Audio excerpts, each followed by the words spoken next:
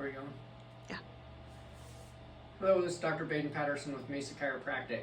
Today we're going to go over our 3 primary stretches, and these are the stretches that we want to work into our daily routine with the idea that we're going for the longevity effect of the battle against mortality, just stretching these muscles that tend to kind of pull us down into that old man, old lady position over time. And really the psoas muscle is the major cause of a lot of low back pain.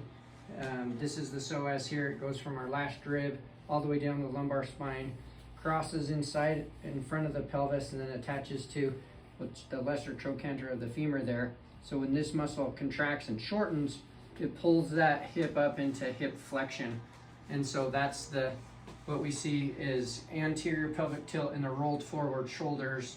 And as that progresses as we age, that's the old man, old lady position. And so stretching that every day, just making this a routine. If it's the hardest thing isn't doing the stretches, it's remembering to do the stretches. And so because we're running a program, and if it's not in the program, we won't even think about it. So if we put this into the program and make it a habit, a routine, then you're gonna get a long-term effect. If you can do this consistently for a month, you'll start noticing, oh, I feel better on days I stretch versus days I don't. And then fast forward that, 3 months, a year, and then fast way forward, the 70-year-old version of you that stretches every day is going to be a lot better than the version that shortens and tightens. And we've all felt that if you spend a day in bed, your muscles shorten and tighten. And so that's part of being mortal. And so the battle of mortality then is just having a routine, a plan in place to stretch. And so the first stretch I recommend before you even get out of bed in the morning, just roll over onto your knees and go into the child's pose.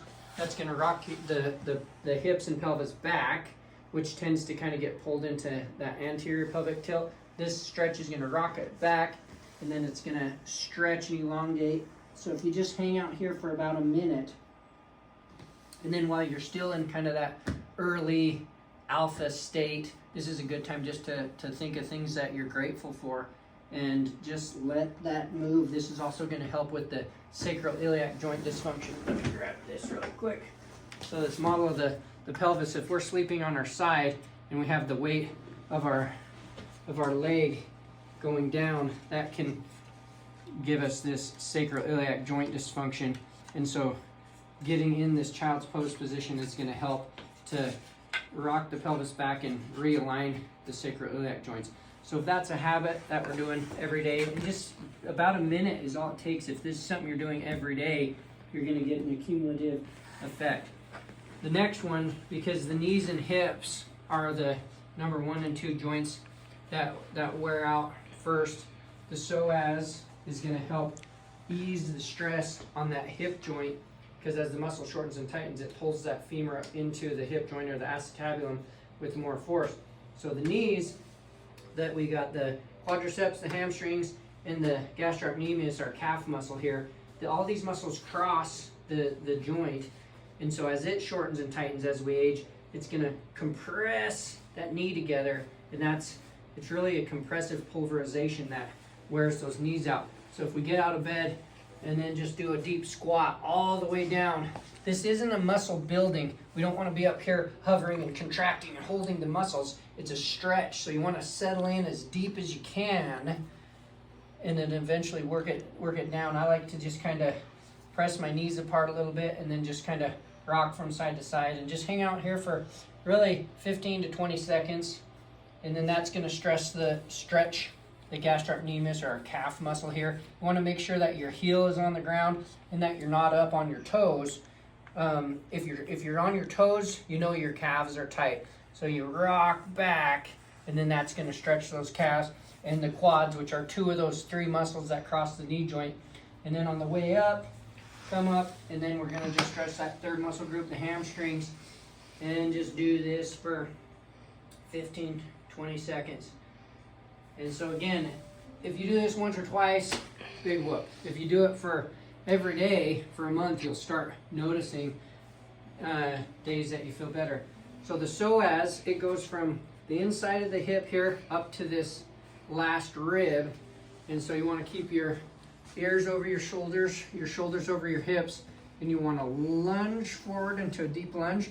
And then right now I'm primarily stretching the quads. It's a pelvic thrust, and really the thrust like that you want to do in this lunge. And as soon as you get that thrust in, you feel the stretch go into the inside, medial side of that leg, up into that psoas. And man, if you haven't stretched this muscle, you will feel this one. And again, just 15 seconds, and even if you look up, that'll help with the pelvic thrust action that gets it more into that psoas. So just look up and count to 15 seconds. Very good. And then just switch that one down and switch and do the other side. And you just lunge, look up, and thrust. I just count to about 15.